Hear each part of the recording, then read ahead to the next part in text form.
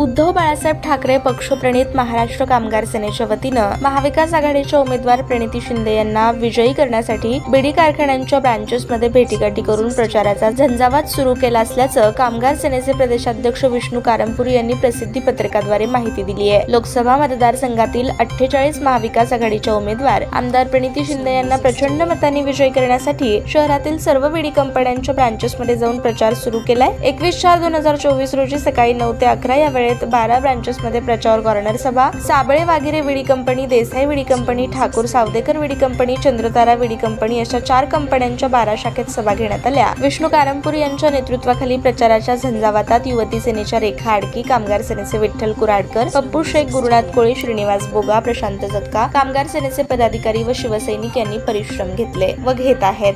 पहिला 3 महिने अगोदर नोटीस आणि पगार देऊन काढावा लागत। असे कामगार कायदे रद्द झालेले आहेत, बीडी उद्योग बरोबर नाही। तुम्हाला बरोबर आहे, आपल्याला साठी तंबाखूसाठी बांधायला पाहिजे, पानसाठी बांधायला पाहिजे, मजूरसाठी बांधायला पाहिजे, ते बांधू आपण आणि बांधतो मरेपर्यंत। ते 7 तारखेनंतर बांधायचं। आता कोणतं म्हणतील का पान बरोबर नाही होईल, व आते आणायचं ना तुम्ही तिकडे यायला पाहिजे।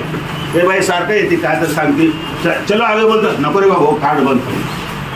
अशा परिस्थिती लोकांना भीती झालेली आहे आणि प्रणिती शिंदेनी विधानसभेमध्ये अनेक वेळा प्रश्न मांडला। तो बीडी ताज्या बातम्या पाहण्यासाठी प्राईम महाराष्ट्र न्यूज चॅनलला सबस्क्राईब करा।